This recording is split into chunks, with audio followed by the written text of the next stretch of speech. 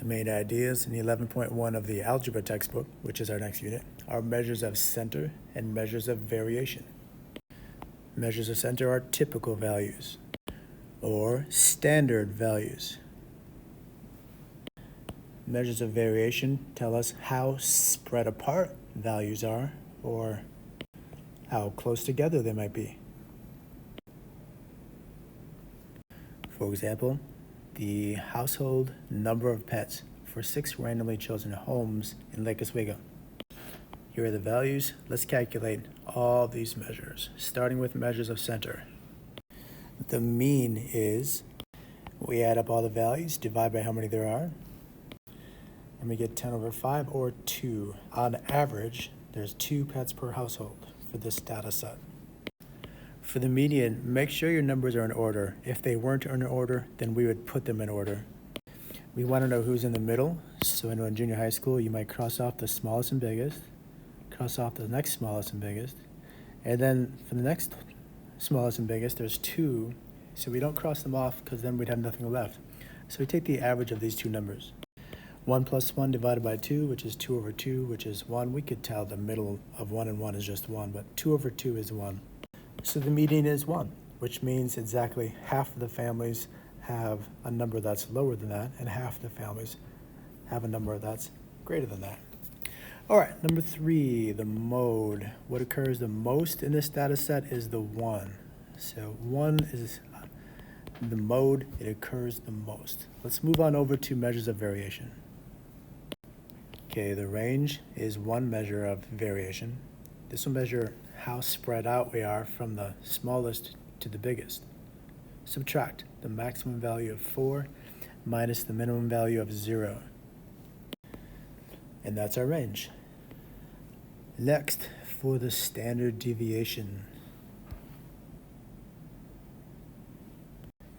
Remember, what this means is a standard or typical deviation.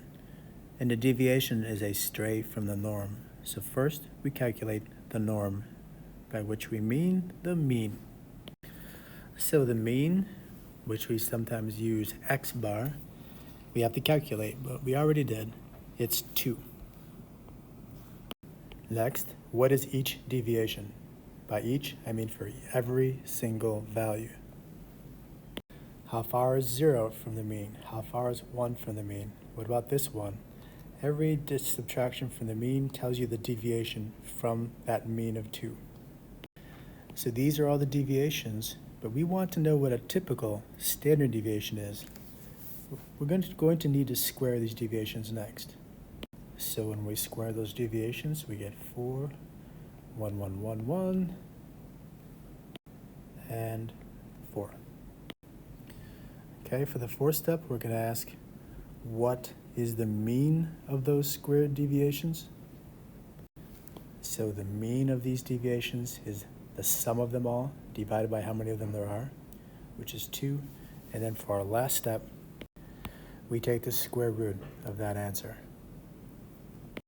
which is about 1.4. So a typical deviation from the norm, and the norm is the mean, 2. A standard deviation from 2 in this data set is about 1.4 units away. This is a measure of spread. So let's think about this conceptually. Consider these 2 data sets.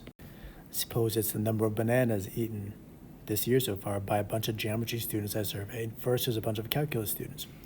Notice 30 bananas, 40 bananas, 50 bananas. The geometry students are all between 40 and 64 or so, whereas the calculus students, for how many bananas they've had, each out as a student, that goes as low as like 15 bananas this year, all the way up to 90. So this data set is really spread out. It has a lot more variation, so its typical deviation from the center should be bigger. And in fact, the standard deviation in this group is about 5, whereas in this group, the standard deviation is about 18.5, which means if the center of this group is about 50 bananas, a typical student is about 5 away from having eaten 50 bananas for the year.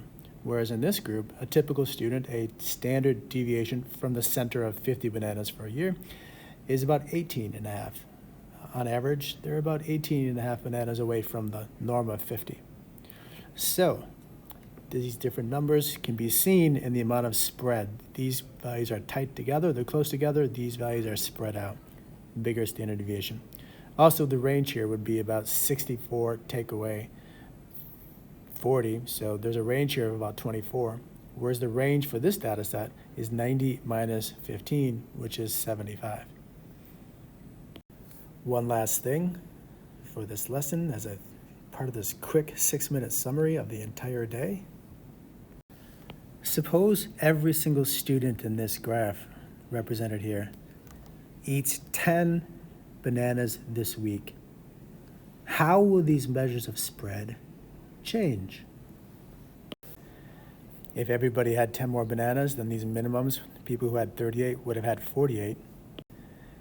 And the graph would shift like this. And for the calculus students, this person who had 15, they would go up to 25 bananas. And in fact, everybody's number of bananas would shift by 10.